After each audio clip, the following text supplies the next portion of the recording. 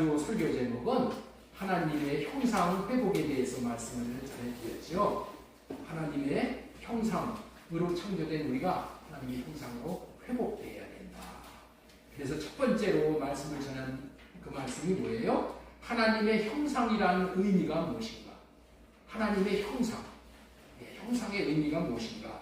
형상이라는 의미를 아주 잘 알려준 내용이 영어 단어라는 거예요. 형상을 영어 단어로 이미지라고 표현을 한다고 했죠.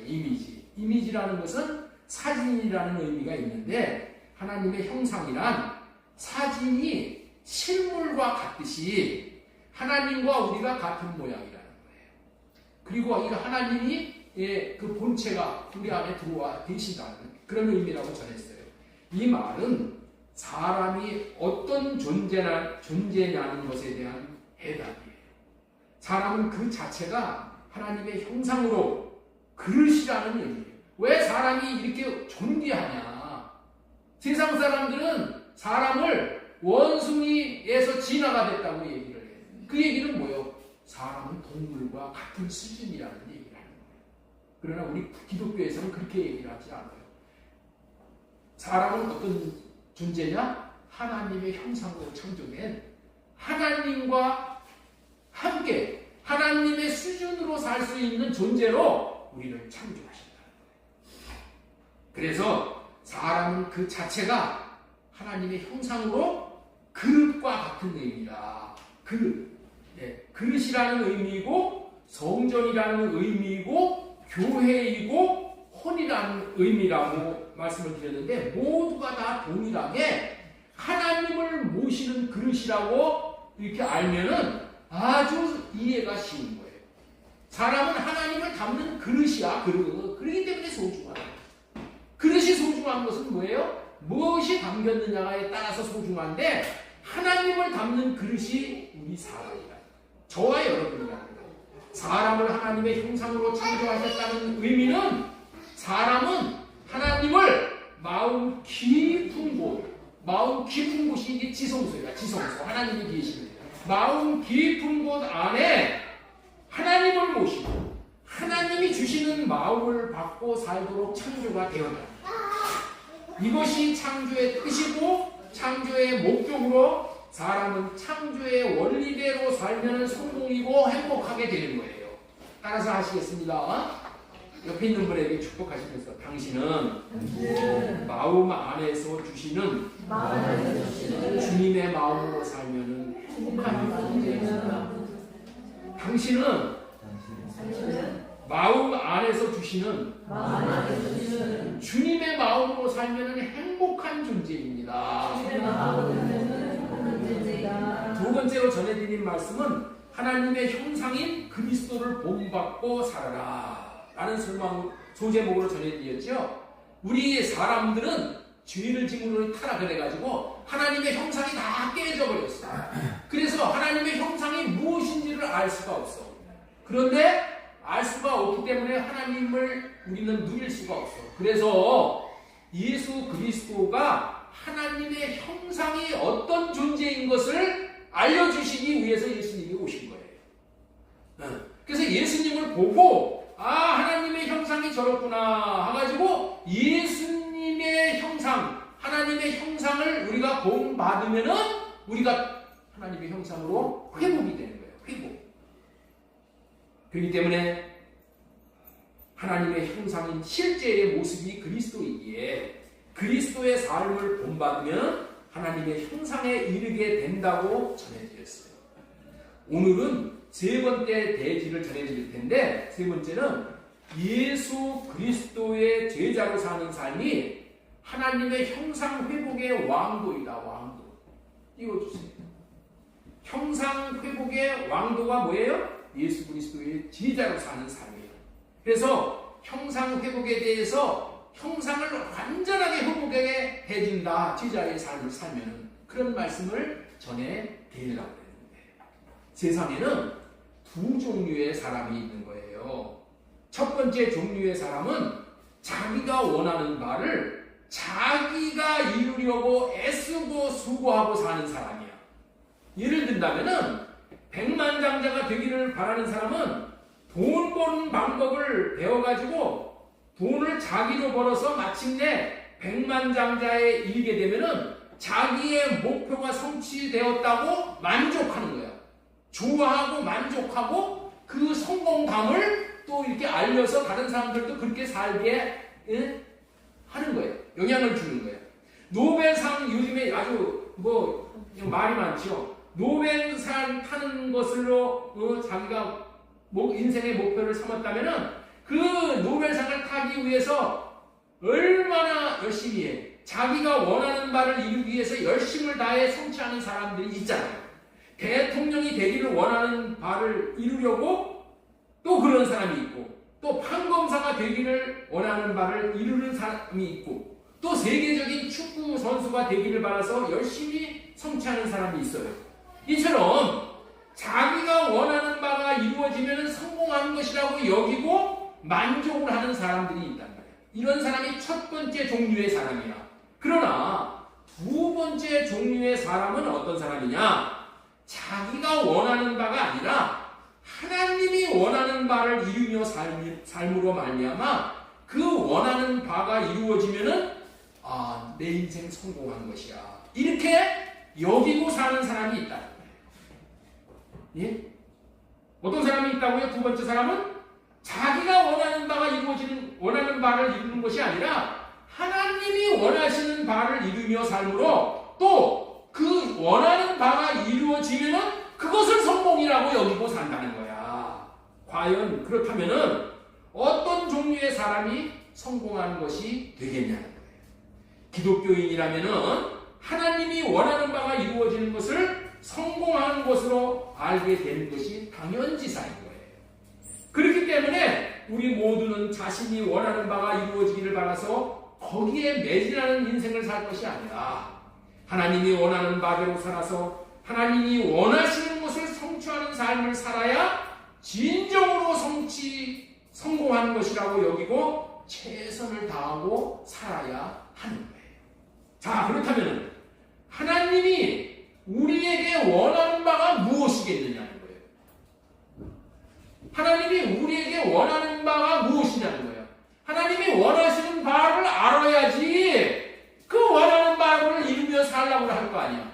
근데 하나님이 원하는 바가 뭐야? 옆에 있는 분에게 한번 물어보세요. 하나님이 원하시는 바가 뭡니까? 하나님이 원하는 바가 무엇입니까? 대답을 한번 해보시죠.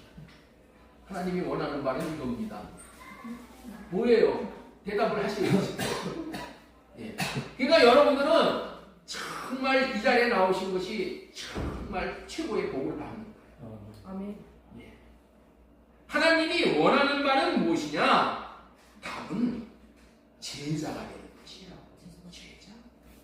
제자의 삶을 사는데 최선을 다해야 하는 것이 하나님이 원하는 바야. 여러분 이거를 알아야 돼. 하나님이 원하시는 뜻은 우리가 제자가 되는 것이고 제자가 되기 위해서 최선을 다하여 사는 삶을 하나님이 원하신다.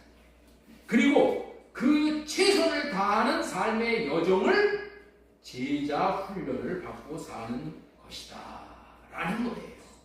자, 그렇다면은 어떤 자가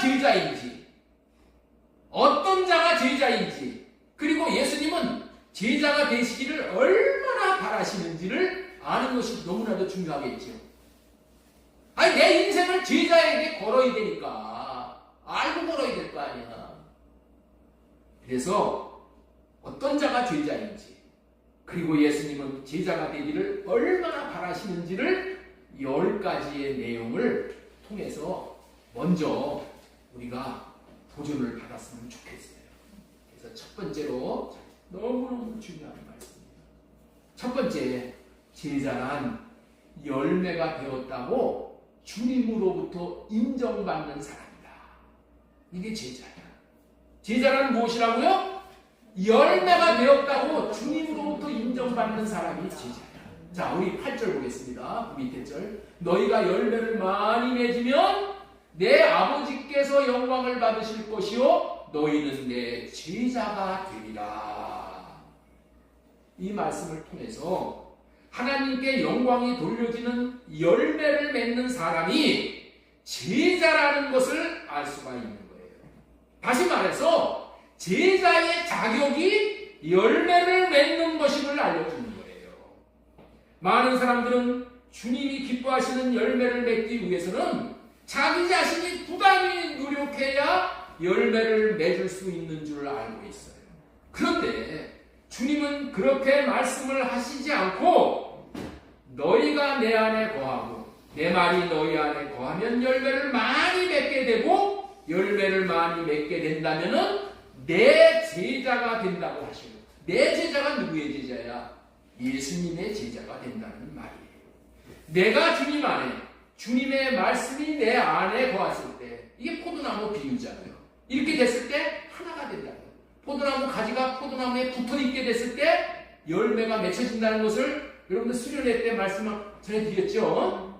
예. 예수님은 우리가 열매를 맺는 것을 무척이나 원하시고 성경 전체를 통해서 늘 열매를 맺으라고 강조를 하십니다. 그런데 열매를 맺은 사람을 부를 때에 제자라고 부른다니 열매를 바라시는 주님께서, 우리 주님께서 열매를 바라시는데 열매를 바라시는 주님께서 또한 얼마나 제자가 되기를 바라는 거냐.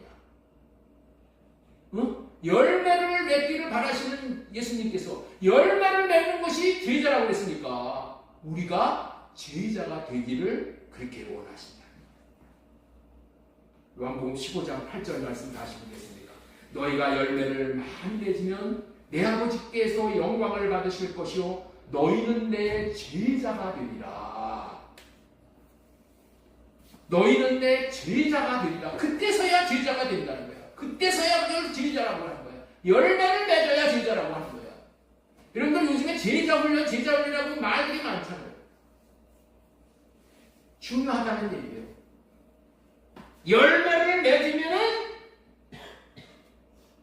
너희는 내 제자라고 불러준다. 그러면서 7절에서는 우리가 열매를 맺는 비결을 알려주시며 제자가 되기를 원하신다. 자, 7절 보세요. 너희가 내 안에 거하고 내 말이 너희 안에 거하면 무엇이든지 원하는 대로 구하라. 그리하면 이루리라. 자, 그런데 주님이 기뻐하시고 주님께 영광이 돌려지는 열매를 맺을 수 있는 방법은 먼저 우리가 주님 안에 들어가 거하는 것이고, 주님의 말씀은 뭐예요? 주님의 마음이야. 주님의 마음이 우리 안에 거하면은 이렇게 되잖아요. 거해야 된다는 거야, 먼저. 이렇게 되어져 있을 때에 열매를 맺기를 우리가 하나님께 구해야 돼요. 자, 여기 보세요. 이 말씀을 아주 잘 이해해야 돼. 너무 중요한 말씀이에요. 너희가 내 안에 거하고 내 말이 너희 안에 거하면 무엇이든지 원하는 대로 구하라. 무엇이든지 원하는 대로 구하라. 응? 구할 때에, 이렇게 되었을 때에 열매를 맺기를 하나님 앞에 구할 때에 우리가 구하는 것이 합당한 것을 구하게 되는 거예요. 합당한 것을 우리가 주님 앞에 구하게 되어서 구하는 것마다 열매를 맺게 된다는 거예요. 자, 나는 평생 이 말씀을 많이 오해를 하고 살았어요. 이 말씀을 오해를 하고 사는 거예요. 나는 내가 원하는 것은 무엇이든지 구하면 응답을 받는 줄로 알았어. 네? 나는 내가 원하는 것을 주님에게 구하면 무엇이든지 응답을 받는 줄로 알았다니까. 왜냐하면 무엇이든지 원하는 대로 구하면 이루리라 그랬잖아요. 그랬어요, 안 그랬어요? 무엇이든지 원하는 대로 구하라. 그리하면 이루리라. 그렇게 얘기를 했단 말이에요. 그래서 원하는 대로 구했다니까. 지금도 이런 식으로 구하는 사람들이 많이 있잖아요. 그런데 무엇이든지 구하는 것이 이루어져요, 이루어지지 않아요? 안 이루어져. 안 이루어져. 사람들이 기도를 하지 않아. 여러분들 여기 기도 생활 열심히 하십니까? 사람들이 기도를 하지 않아. 왜 기도를 하지 않을까요? 이유는 딱 한 가지인 거야. 기도해도 이루어지지 않으니까 구해봐도 소용이 없다고 생각하고 기도를 안 무엇이든지 원하는 대로 구하면 이루어진다고 했는데 이루어지지가 않으니까 어떻게 생각해?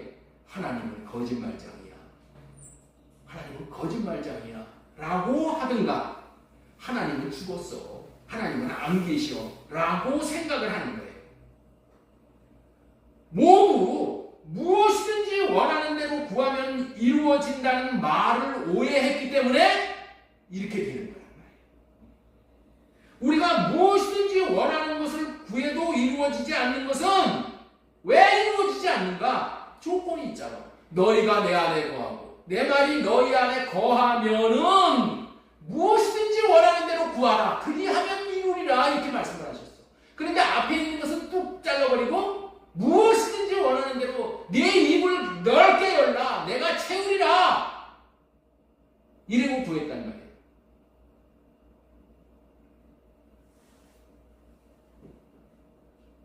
우리가 주님 안에 거할 때 그리고 주님의 말씀인 주님의 마음이 우리에게 주어졌을 때 그 마음으로 구하는 거야. 그 마음. 그렇지 않는 것이기 때문에 이루어지지 않는 거야. 저도 이런 진리를 얼마 전에야 깨달았어요. 그런데 그대로 무엇이든지 구하면 응답받는 것이 아니라는 것을 또 알았어요. 내가 주님 안에, 주님이 내 안에 있어도 무엇이든지 구한다고 해서 그것이 이루어지는 것이 아니야. 예? 무엇이든지 구한다고 해서 응답받는 것이 아니라는 것을 언약을 바로 알고 나서 알게 됐다. 여기서 무엇이든지 구하면 이루리라는 말씀은 이 말씀의 문맥을 통해서 무슨 열매라도 열매 맺기를 구하면은 열매를 많이 맺게 해주신다는 약속의 말씀이에요. 뭐를 구해? 열매를 맺기를 구하면은 무슨 열매든지 맺게 해주신다. 그런 말씀이야. 요한복음 15장 7절로 8절로 말씀을 깨닫게 된 거예요. 이런 방법으로 구해서 열매를 맺음으로 제자가 되기를 바라시는 분이 하나님이다. 열매를 맺기를 구하면은, 열매를 맺기를 구하면은 이루어진다는 거야. 열매 맺기를 위해서 구할 때 이루어진다는 거야. 무슨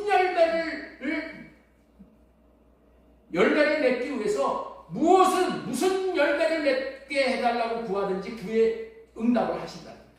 그래서 너희가 열매를 많이 맺으면 내 아버지께서 영광을 받으실 것이고 너희는 내 제자가 되리라. 열매는 내가 맺는 것이 아니라 하나님이 내가 열매를 맺기를 구할 때 내가 주님 안에 들어가서 주님이 내 안에 계시고 그랬을 때 열매를 맺기를 위해서 구할 때에 열매를 많이 맺게 해주신다는 거야.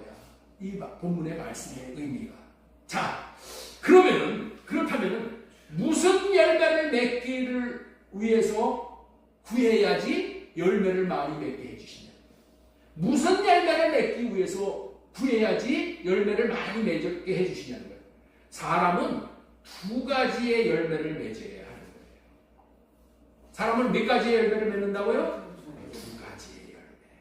이 열매를 우리는 뭐라고 했냐? 사람은 인격의 열매와 전도의 열매를 맺어야 돼요. 두 가지 열매. 인격의 열매와 전도의 열매. 예수님과 같은 인격의 열매. 예수님이 하나님의 형상인 나의 안에 들어오셔서 예수님이 주시는 마음을 나타내고 살면은 무슨 열매가 맺혀지냐? 인격의 열매가 맺혀지는 거예요. 그 인격의 열매가 성령의 9가지 열매인 거예요. 사랑과 희락과 화평과 오래 참음과 자비와 양성과 충성과 온유와 절제니 사이와 오자양 충원절. 이 열매야, 이 열매. 그리고 영혼의 열매를 맺는 거예요. 이 영혼의 열매가 무슨 열매라고요? 이게 전도의 열매야, 전도의 열매. 이런 두 가지의 열매를 맺은 사람을 하나님의 형상을 회복한 사람이라고 하는 거예요. 우리는 이 열매를 맺어 이 땅에서 누려야 하고 또 천국에 가지고 올라가서 하나님 앞에 서야 하는 거예요. 왜냐하면 하나님은 이 두 가지의 열매를 맺었는가만 보시는 분이 우리 하나님.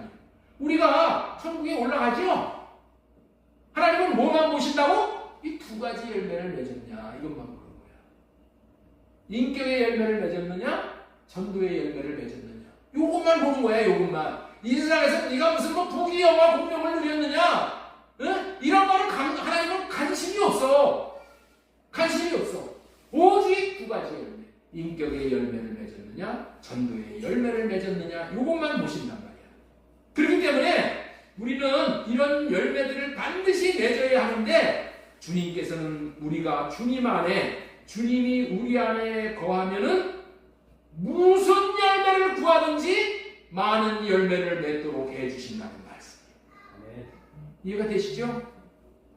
무슨 열매를 구하든지 이 열매를 맺게 돼요.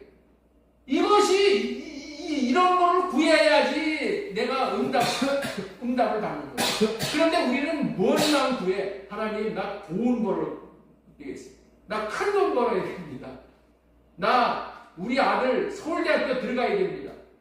이런 거는 안 맺어도 되는 거예요. 예? 그런 거 맺는다고 행복한 거 아니야. 그러나 반드시 맺어야 될 열매는 인격의 열매와 전도의 열매를 맺어야 돼요. 그래서 이러한 방법대로 구하면은 반드시 열매를 맺게 해주신다는 약속의 말씀인 거예요. 하나님께서는 이런 약속을 믿고 기도로 주장해서 두 가지 열매들을 맺은 사람을 제자라 부르신다는 거예요. 이 열매를 맺어야지 제자가 이렇게 부르신다는 거예요. 이처럼 열매를 맺게 되는 것에 대한 방법을 알려주시는 것은 이런 방법을 통해서 제자가 되어라 라는 뜻이잖아요. 바꾸어서 말하면 제자가 되어져서 제자 훈련을 받지 않으면 이런 원리를 배울 수가 없잖아. 여러분들이 오늘 여기 나와서 이게 제자 훈련을 받는 거야 지금. 이런 여기서 훈련을 받으려고 여기 나오신 거야. 예.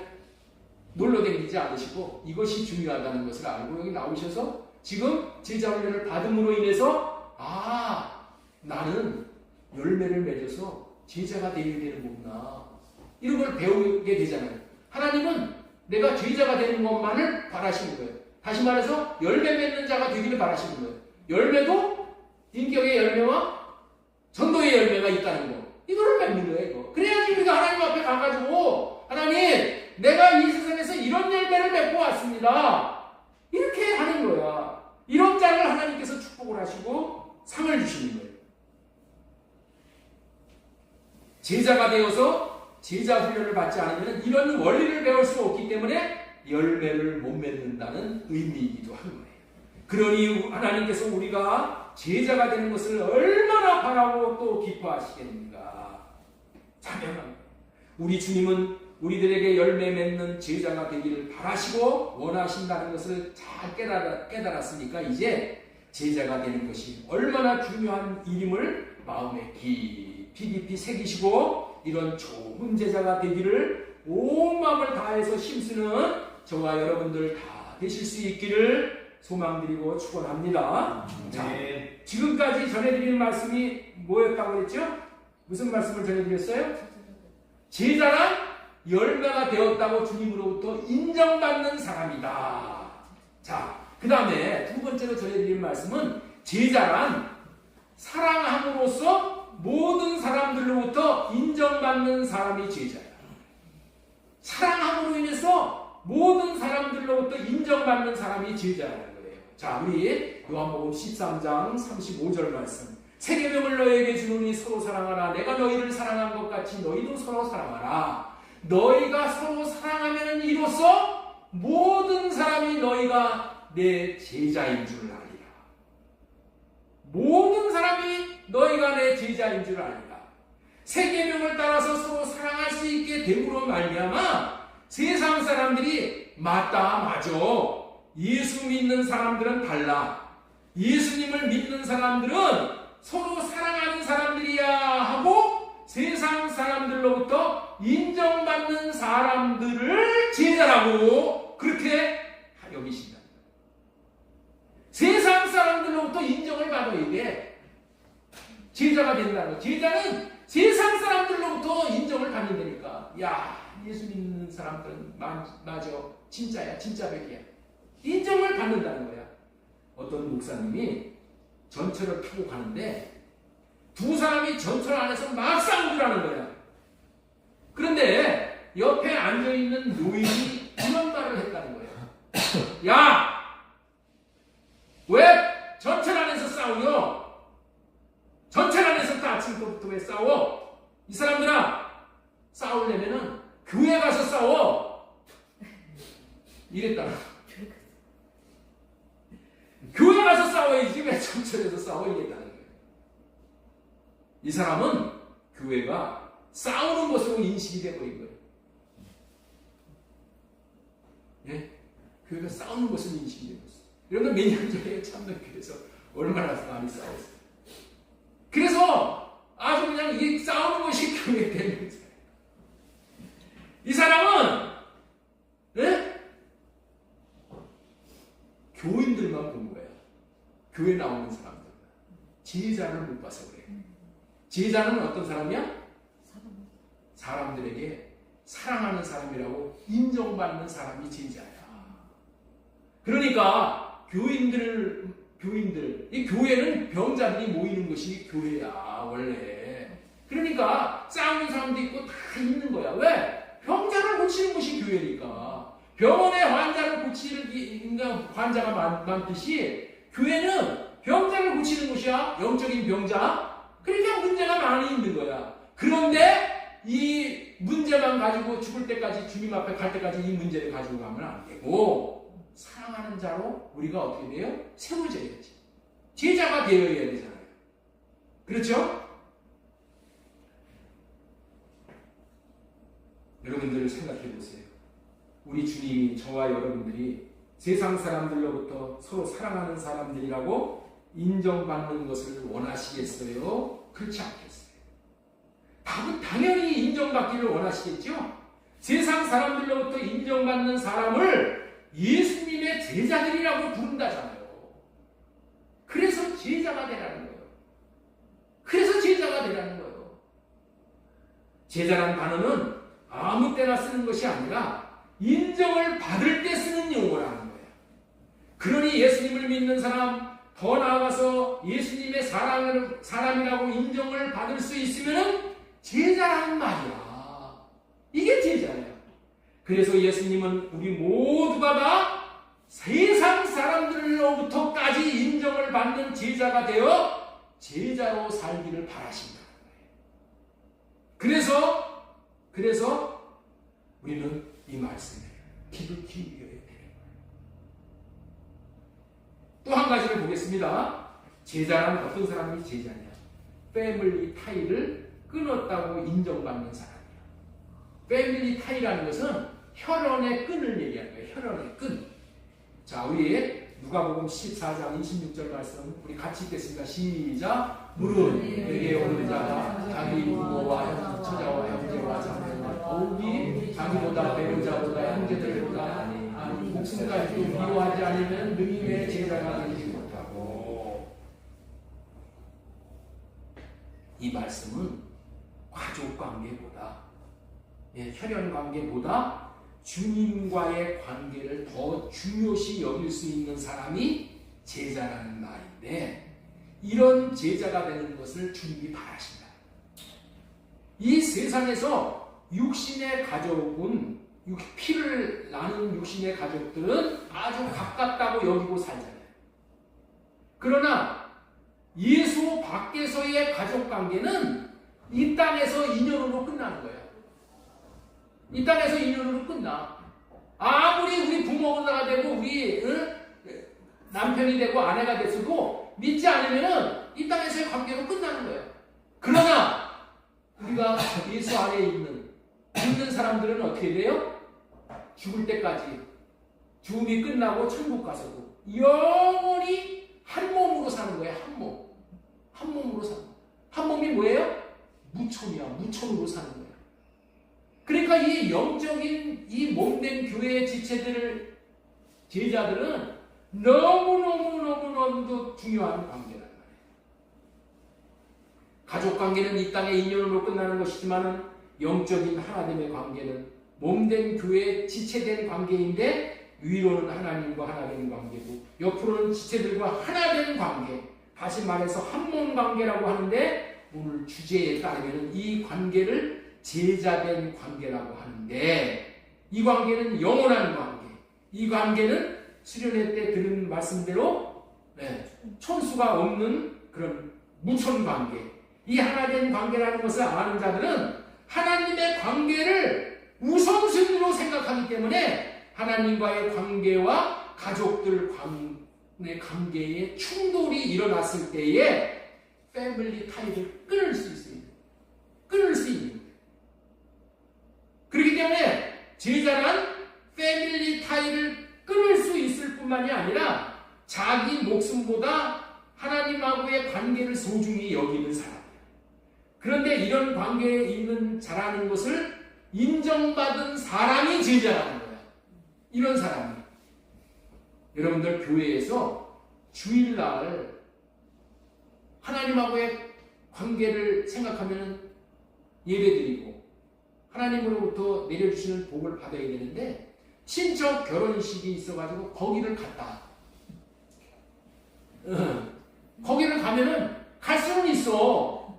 왜 그래? 왜 간다고요? 그거는 패밀리 타이를 아직 끊지 못한 거예요. 그렇죠? 하나님의 관계보다 가족 관계가 더 중요한 거예요.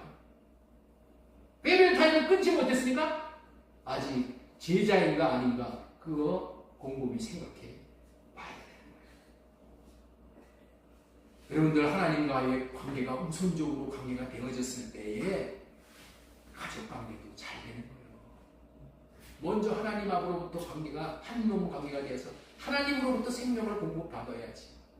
하늘의 신령한 복을 받아야지 내가 가족 관계에서도 줄 수 있는 사람이 돼버려. 줄 수 있는 사람들이. 여러분들이 내가 찔찔이 그냥 못나고 가난해가지고 먹을 것이 없어가지고 가족들 찾아다녀봐봐. 가족들 만나는 것도 점점 멀어져. 내가 잘 돼야지 가족도 관계요. 가족 관계가 같은 관계가 되는 거예요. 그렇기 때문에 먼저 하나님하고의 관계를 우선순위로 여겨서 하나님으로부터 복을 받아가지고 나눠주면 가족 관계도 잘 되는 거예요. 잘 되는 거예요. 네 번째로 제자란 자기 몫의 십자가를 지고 따르는 사람이에요. 자기 몫의 십자가를 지고 따르는. 제자가 어떤 존재인지에 대해서 아주 중요한 말씀을 하는 거예요. 그것은 제자란 십자가를 지더라도 주님을 따르는 거예요. 십자가는 뭐예요? 죽는 일이 있더라도, 내가 죽는 일이 있더라도 주님하고의 관계를 유지하는 거예요. 자, 누가복음 14장 27절 말씀 보겠습니다. 누구든지 자기 십자가를 지고 나를 따르지 않는 자도 능히 내 제자가 되지 못하리라. 응? 얼마나 무서운 말씀이에요. 누구든지 자기 십자가를 지고 나를 따르지 않는다는 거예요. 나는 십자가에 못 박고 주님이 원하시는 바를 따라가는 거예요. 내 육신의 생각은 할례받고 주님이 요구하시는 그 삶을 살아가는 거예요. 이것이 제자라는 거예요. 자, 그 다음에 다섯 번째 제자란 주님의 말씀을 믿고 모든 소유를 버리고 따를 수 있는 사람이에요. 자, 우리 요한복음 2장 22절 죽은 자 가운데서 살아나신 후에야 제자들이 이 말씀하신 것을 기억하고 성경과 예수님께서 하신 말씀을 믿었더라. 제자는 어떤 사람들이에요? 먼저 약속의 말씀을 믿을 수 있는 사람이에요. 띄워주세요. 예수님은 첫 번째, 제자란 먼저 약속의 말씀을 믿을 수 있는 사람이 제자예요. 자, 그 다음에 두 번째, 모든 소유, 그물과 배를 버릴 수 있는 사람. 그물과 배를 버릴 수 있는 사람은 생애 아주 근본까지 버려버리는 거예요. 자, 우리 마가복음 1장 16절 보겠습니다. 갈릴리 해변으로 지나가시다가 시몬과 그 형제 안드레가 그물에 바다에 그물을 던지는 것을 보시니 그들은 억울하. 흥미해주세요. 예수님께서 이르시되 나를 따라오라. 내가 너희로 사람을 낚는 어부가 되게 하리라 하시니 곧 그물을 버려두고 따릅니다. 아이 어부가 그물을 버리고 따라. 네? 그물을 버려두고 그냥 따른다니까. 그러니까 먹고 사는 거 신경 안 쓰는 거예요. 자, 그 다음에 20절 곧 부르시니 그 아버지 세베대를 품꾼들과 함께 배에 버려두고 예수를 따릅니다. 아버지 세베대를 품꾼들과 함께 배에 버려두고 예수님을 따라가는 거예요.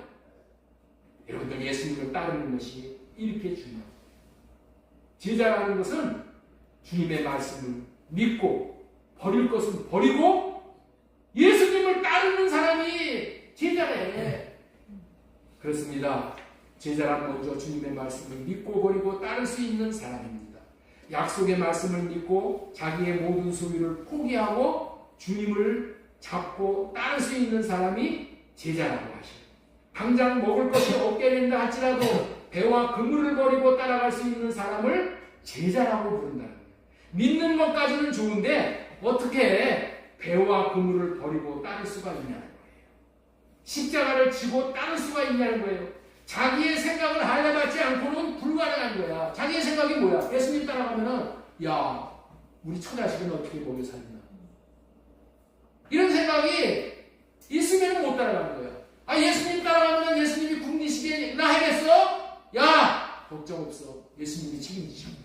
하고 따라갈 수 있는 사람이 제자라는 거예요. 주님은 우리가 이렇게 함으로 주님으로 말미암아 사는 제자, 이런 제자가 되는 것이 주님이 우리를 향하여 바라시고 원하시는 바인 거예요.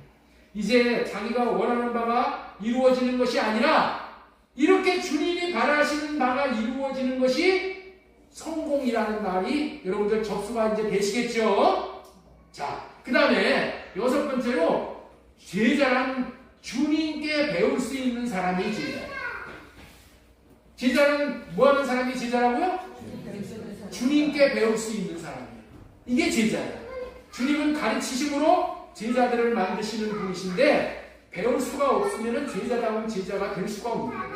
배워서 주님이 무엇을 원하는지를 모른다면 따른다는 것은 제대로 따르는 것이 아니야. 그래서 주님에게 배울 수 있는 사람을 제자라고 하는 거예요. 자, 마태복음 12장 49절 말씀 손을 내밀어 제자들을 가르쳐 이르시되 나의 어머니와 나의 동생들을 보라. 네. 예수님은 자기 어머니 형제가 예수님을 붙잡으러 왔어. 잡으러 왔어. 왜 붙잡으러 왔냐면 예수님이 정신 나간 사람이라고 여겼어. 자기 부모와 자기 형제들이 예수님이 하고 다니는 것을 보니까 귀신을 못 쫓아내고 뭐 병든 자를 고치고 오른편을 때리면 왼편도 대해달라 이런 얘기를 하니까 야 이 돌았구나 찾으러 왔어. 예수님이 뭐라고 하냐면 제자들이 어머니하고 형제들이 찾으러 왔어요. 그러니까 예수님이 뭐라고 말씀하시냐, 누가 나의 어머니며 나의 형제이냐. 손을 내밀어 제자들을 가리키면서 나의 어머니와 동생들을 보라.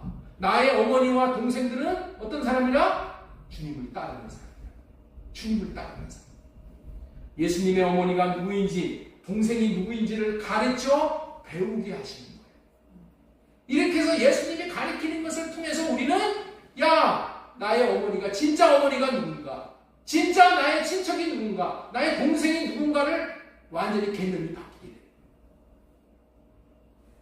그저 육신적인 어머니, 육신적인 동생이 아니라는 거예요. 자, 사도행전 6장 7절 하나님의 말씀이 점점 왕성하여 더 잘 배움으로 말미암아 예루살렘에 있는 제자의 수가 더 심히 많아지고 허다한 제사장의 무리도 이 도에 복종하니라. 잘 배움으로 인해서 성경 말씀 잘 배우고 설교를 통해서 설교 말씀을 잘 이렇게 배우고 이랬을 때 내가 어떻게 된다? 제자다운 제자로 세워지는 거예요. 자, 마가복음 9장 35절 예수님께서 앉으사 12제자를 불러 이르시되 누구든지 첫째가 되고자 하면 무사람의 끝이 되고 무사람을 섬기는 자가 되어야 하리라 하시고 예수님이 제자들에게 가르치십니다. 야, 너희들이 첫째가 되고자 하면은 니들이 끝이 되어야 된다. 네가 섬김을 받는 자가 되기 위해서는 네가 먼저 섬겨야 된다. 이걸 가르치는 거야. 이걸 가르치는 거야. 이 가르침을 배우고 따라감으로 인해서 제자가 될 수가 있는 거예요. 자, 사도행전 11장 26절에도 만남의 안디옥에 데리고 와서 둘이 교회에 1년간 모여 있어 큰 무리를 가르쳤고, 이 가르치는 게 중요해요. 가르치는 게 중요해요. 가르치고 배움으로 인해서 그리스도인이 되는 거예요. 자, 사도행전 9장 19장 9절에도 좀 제자들을 따로 세우고 부담노선에서 날마다 강론하리라. 여러분들 성경 강론한다는 것은 성경 말씀을 가르친다 이런 얘기예요. 계속해서 성경 말씀을 가르치는 것이 하나님이 기뻐하시는 제자를 삼는 거예요. 그래서 설교 시간에도 여러분들에게 그냥 다른 얘기 하지 않고 언약을 가르치고 약속을 가르치고 하나님의 말씀을 가르치고 계속 가르치는 거예요. 이렇게 가르칠 때 어떻게 되냐? 사도행전 18장 23절 얼마 있다가 떠나서 모든 제자를 굳건하게 하니라. 굳건한 제자로 세워진다는 거예요. 배울 수 있는 사람이 제자라는 거예요. 자, 그 다음에 제자란 무엇인가? 7번째, 제자란 주님께서 속마음까지 나타낼 수 있는 사람이 제자예요. 주님의 속에 있는 마음까지도 나타낼 수 있는 사람이 있어. 말할 수 있는 사람이, 그 사람이 제자라는 거야. 주님은 제자들에게 속마음까지 계속 나타내고 살 수 있는 제자들을 세우셨어. 속마음까지 헤아려 풀어드릴 수 있는 제자. 이게 제자라는 거예요. 자, 마태복음 15장 32절. 예수님께서 제자들을 불러 이르시되 내가 무리를 불쌍히 여기느라. 많은 무리를 불쌍히 여기는 마음을 제자들이 알았다는 거야. 예수님이 많은 무리를 불쌍히 여기는 것을 제자들이 알았어. 그래가지고 어떻게 돼요? 그들이 기진하고 굶어서 고생할까봐 내가 걱정이다. 이런 마음을 아는 거예요. 이런 마음을 제자들이 알아. 그래서 제자들에게 예수님의 마음을 토로하는 거예요. 자, 마태복음 16장 21절에 무슨 말이 있어요? 이때부터 예수 그리스도가 장가 예루살렘에 올라가 장로들과 대제사장들과 서기관들에게 많은 고난을 받고 죽임을 당하고 제3일에 살아나야 할 것을 제자들에게 비로소 나타내. 예수님의 마음이 얼마나 고난받고 죽임을 당하는 것이 두려운 마음이 있겠어요. 그 마음을 제자들에게 얘기하는 거예요. 제자들. 자기의 마음을 제자들에게 얘기해요. 이게 제자야, 제자. 예수님의 마음까지 헤아려서 받아줄 수 있는 사람이 제자라는 거예요. 그래야지 예수님과 같은 그런 공감을 해서 예수님이 원하시고 기뻐하시는 그 사역을 예수님이 할 수 있도록 그렇게 도와드릴 수가 있는 거예요. 우리가 예수님의 마음을 헤아릴 줄 아는 사람이라면 벌써 제자의 단열에 오른 거예요. 자, 마태복음 26장 40절에도 너희가 나와 함께 한 시간도 이렇게 깨어있을 수 없느냐. 예수님은 이 겟세마네 동산에 올라가서 기도를 막 하셔. 그런데 제자들이 모서 자고 있어. 응? 야, 너희들 나와 함께 한 시간도 깨어있을 수 없느냐. 나를 위해서 기도하지는 못하냐고. 응? 내 마음을 헤아려 달라. 이런 말씀을 해요. 누구한테 그런 말을 할 수가 있어? 누구한테 그런 말을 해요? 누구한테 자기의 속마음을 얘기할 수 있어? 가장 가까운 사람에게 하는 거잖아. 그 제자라는 거예요, 제자. 자, 그 다음에 8번째, 제자란 옛것과 새것을 구별할 수 있는 사람이 제자라. 자, 우리 이게 중요한 말씀입니다. 마태복음 13장 52절. 예수님께서 이르시되 그러므로 천국의 제자된 서기관마다, 천국의 제자된 서기관마다 마치 새것과 옛것을 그 곳간에서 나오는 집주인과 같다. 제자는 여러분들 첫 것이 무엇인지 둘째 것이 무엇인지를 분별할 수 있는 사람이 제자예요. 히브리서 10장 9절에 보면은 하나님의 뜻은 첫째 것을 폐하시고 둘째 것으로 왔다고 그랬잖아요. 그런데 첫째 것은 뭐야? 저로 말미암아서 사는 거예요. 하나님의 의를 이루려고 저로 말미암아서 사는 거예요. 둘째 것은 뭐예요? 하나님이 주시는 마음을 이루면서 사는 거예요. 그게 첫째 것과 둘째 것을 모르면은 예수님과 이 바퀴가, 이 나사가 안 맞아. 예수님과 코드가 안 맞아. 예수님과 같이 사역을 할 수가 없어. 예수님과 같이 공부할 수가 없는 거야. 그래서 제자는 뭐냐? 새 것과 옛 것, 율법과 복음, 첫째 것과 둘째 것, 율법과 세월이야. 이거를 아는 사람이야. 아는 사람. 자, 그 다음에 9번째, 제자란 예수님의 보내심을 받을 수 있는 사람이다. 네. 제자가 뭐라고요? 예수님의 보내심을 받을 수 있는 사람이에요. 자, 마가복음 11장 1절, 그들이 예루살렘에 가까이 와서 감람산 밧데게와 베다니에 이르렀을 때 예수님께서 제자 중 둘을 보내시며, 이렇게 말씀합니다. 둘을 보내시며, 제자들은 어떤 사람이야? 보내면은 갈 수 있는 사람이 제자라는 거예요. 제자란 주님이 가라고 하면 가고, 서라고 하면 서고, 오라고 하면 오고, 앉으라고 하면 앉을 수 있는 이런 사람이 제자라. 이해가 되시죠, 여러분들? 여러분들은 가라면 가고, 서라면 서고, 오라면 오고, 일어서라면 일어서는 사람이시죠? 그러면 여러분들은 제자의 반열에 오른 거예요. 주님의 말씀에 토를 달지 않아. 주님, 나 이게 바쁘고 저게 바쁘고 오늘 이렇게 바쁜데 다음에는 할 테니까 다음으로 밀어주세요. 이건 뭐예요? 패밀리 타임을 보고. 그리고 뭐예요? 보내심을 받을 수가 없는 거예요. 제자가 아니에요. 자, 그 다음에 10번째 마지막으로, 제자란 의식주 문제에 대해서 염려하지 않는 사람이에요. 제자란 뭐라고요? 염려하지 않는 사람이 제자야. 자, 우리 22절, 누가복음 12장 22절, 또 제자들에게 이르시되 그러므로 내가 너에게 이르노니 너희 목숨을 위하여 무엇을 먹을까, 몸을 위하여 무엇을 입을까 염려하지 말라. 염려가 있으면은 주님을 따를 수가 없어서 제자가 될 수 없는 것은 자명한 일이죠. 그렇죠? 염려가 있으면 못 따라요. 우리 하나님은 염려하지 말래. 공중나는 새는 거라. 들의 가파를 봐라. 굶어 죽지 않는다. 어? 옷이 없어서 걱정하지 말아요. 하나님이 다 해주신다는 거예요. 지금까지는 설교 제목 하나님의 형상 회복, 하나님의 형상이라는 의미를 지난주에 전해드렸고, 하나님의 형상인 그리스도를 보고 본받으라는 소제목으로 전했는데, 오늘은 세 번째 대지로 예수 그리스도의 제자로 사는 삶이 하나님의 형상 회복의 왕도이다. 이 말씀을 이렇게 전하기 위해서 먼저 제자란 과연 어떤 사람을 제자라고 하는가, 그리고 주님께서 얼마나 제자가 되기를 원하시는지 주님의 마음을 10가지로 전해드렸습니다.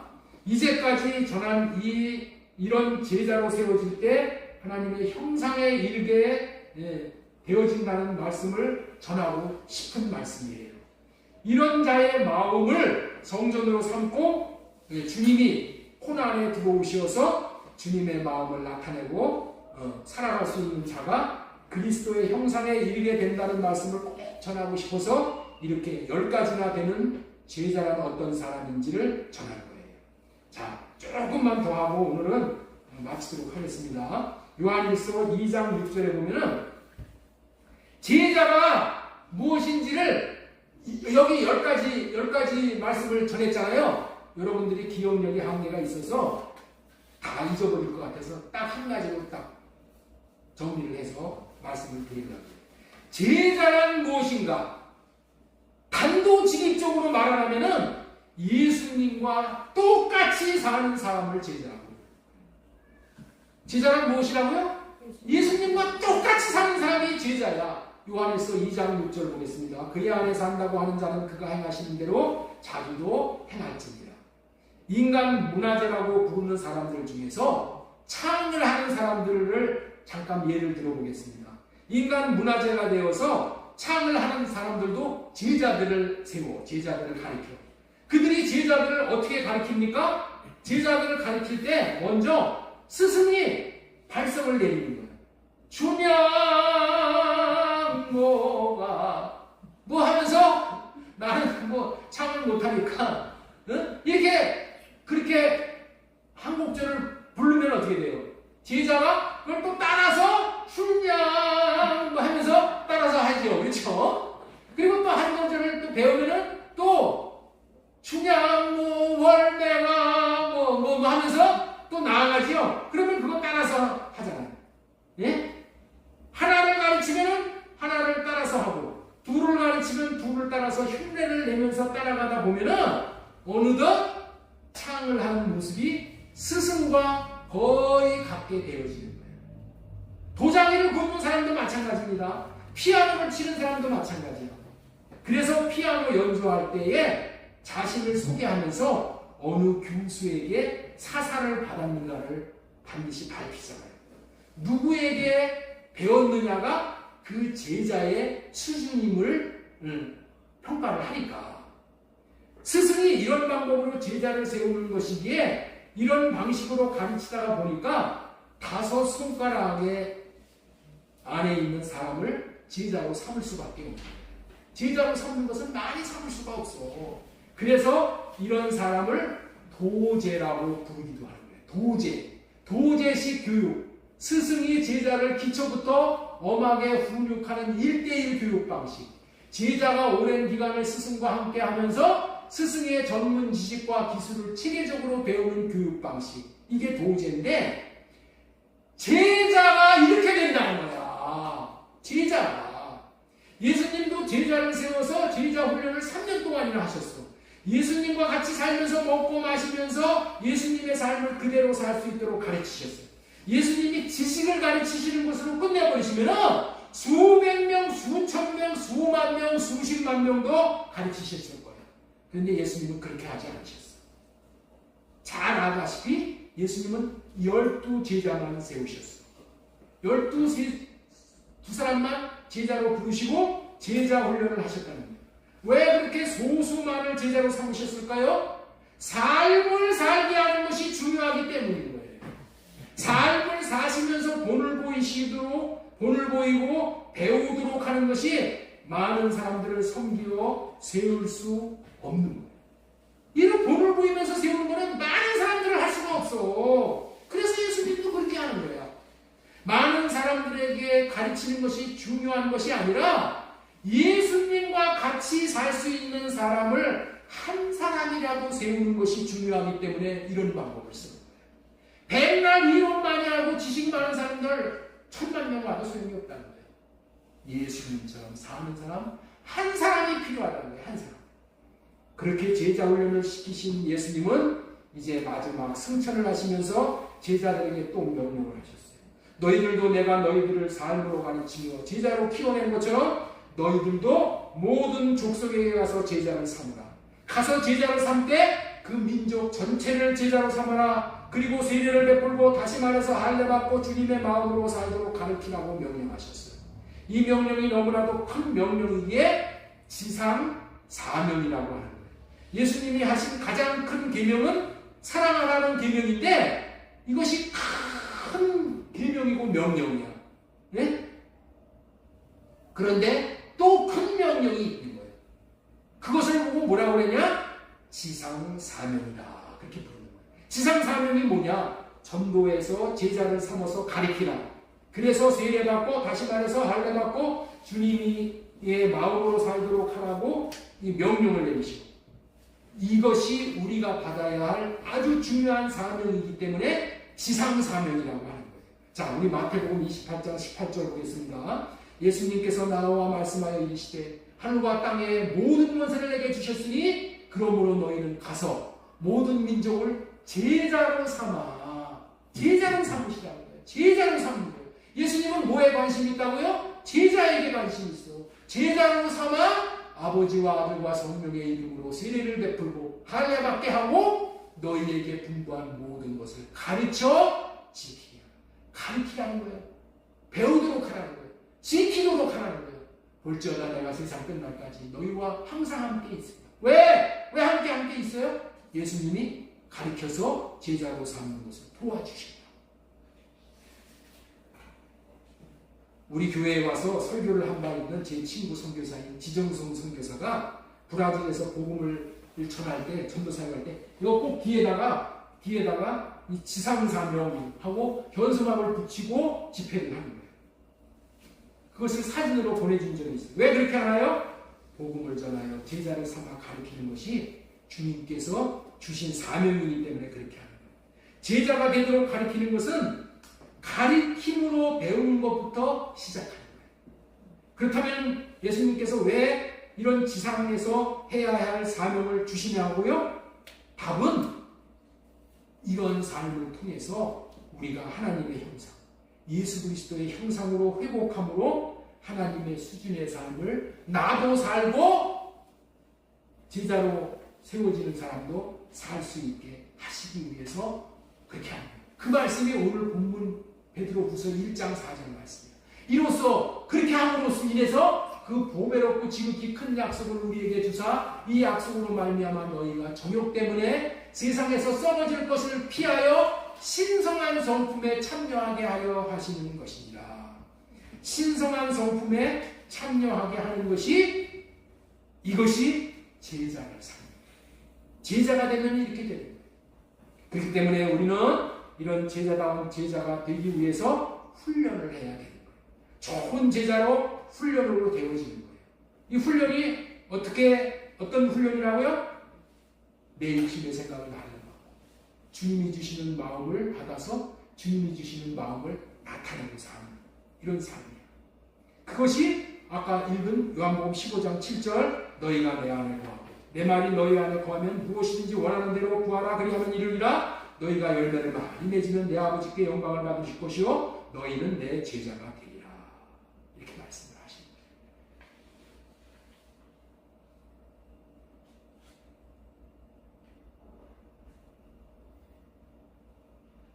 요 며칠 전에 제가 그 재준이네 집에를 가요. 아침마다 재준이네 집에를 가는데 왜 가냐면은 아침에 어린이집 보내기 위해서 뭐 바쁘니까 제가 가서 조금 좀 거들어 주러 갔는데 무슨 일이 일어났냐면은 내가 거기 가니까 이 재준이가 지방에서 낑낑거리고 뭐 우는 거야. 그래서 울어서 내가 가보니까 울길래 울지 말라고 안에 들어갔어요.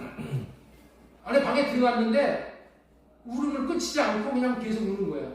그랬는데 사모가 뭐라 그랬냐면 우리 재준애미 우리 안심의 집사가 뭐라 그러냐 아니 왜 거기를 들어가가지고 애를 울려? 그러는 거야. 왜 거기를 들어갔냐는 거야. 응? 거기 들어가서 애를 왜 울리냐는 거야. 아니 괜히 얼마나 내 속이 뒤집혀. 네? 아니 나는 지금 새벽기도 끝나자마자 그냥 서둘러가지고 도와주려고 거길 갔어. 가가지고 애를 이렇게 부숴가지고 이제 데리고 가는데 이 뭐 어렵지 않게끔 이게 어떻게 좀 해보려고 내가 거기 들어갔는데 아니 사모도 그렇고 왜 거기 들어갔냐고. 또 사모뿐만이 아니라 또 우리 안집사도 그런 얘기 하는 거야. 내가 속이 확 뒤집히는 거야. 아니 내가 무슨 생각이 탁 들으냐면 아니 재준이가 나한테 조금 뭐 잘못된 언행을 한다거나 이러면은 내가 애기니까 그럴 수 있지 하고 참겠는데 이해가 되는데 아니 다 알만한 사람들이 거기를 왜 들어가는 거야. 아니 왜 들어가. 울지 않게 해가지고 잘 얼러서 이렇게 하려고 그렇게 들어간 거지. 그랬는데 내 안에서 그런 마음이 확 올라오면서 무슨 생각이 들어가냐면 그것뿐만이 아니라 아이고 내일서부터는 내가 당장 내가 여기 오는 거 저거 집어치고 이제 내가 오나 봐라. 이런 안 오겠다는 그런 마음이 훅 올라오는 거야. 네? 야, 그러니까 이 목사답지 못하는 그런 생각이 올라왔다는 얘기예요. 목사고 평신도고 뭐 대단한 큰 목회를 하는 목사고 다 똑같아. 이게 다 올라와. 육신을 입고 있는 동안에. 그래서 제가 정신이 바짝 들어서 그 생각이 올라오면서 주님, 내가 이런 육신의 생각이 나한테 올라오네. 그래서 내가 주님, 이 육신의 생각을 할례시켜 주시고 주님의 마음을 주셔서 이 상황을 잘 마무리하고 나올 수 있게 해주세요.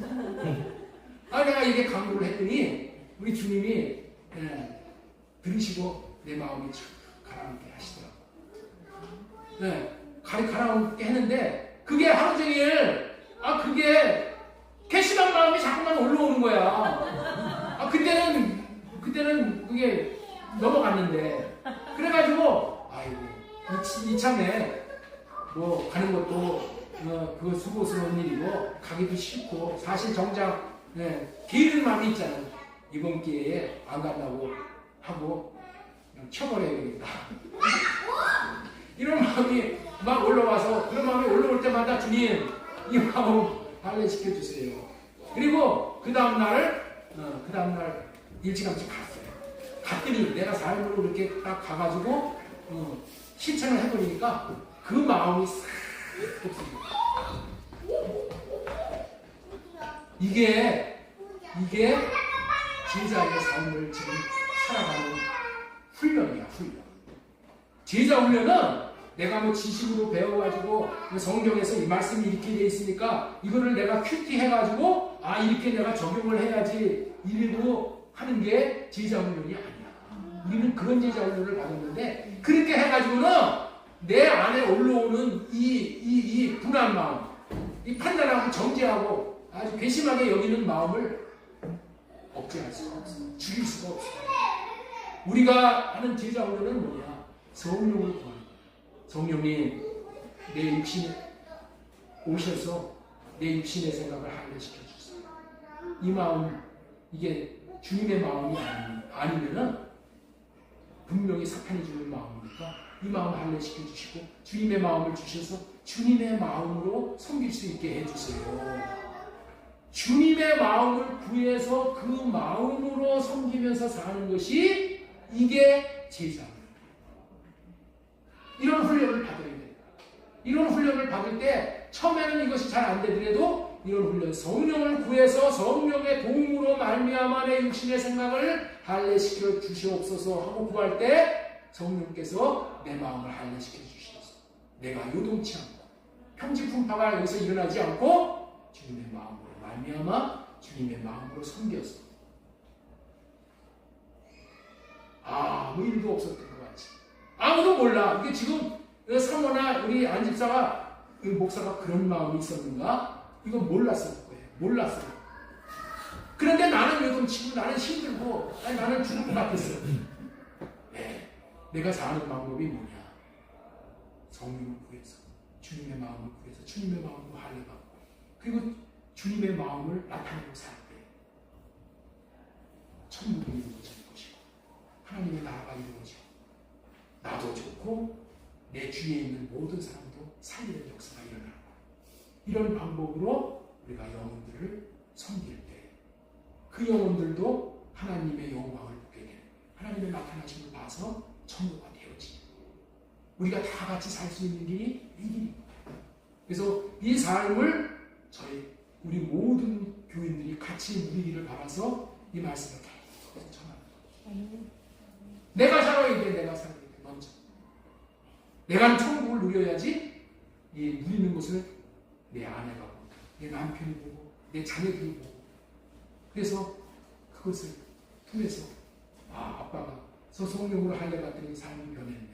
나도 한번 살아봐야 되겠다. 도전받고 이 삶에 참여해서 함께 지체로 세워지는 그런 역사가 있을 줄로 믿습니다. 네. 이것이 경건의 능력을 나타냅니다.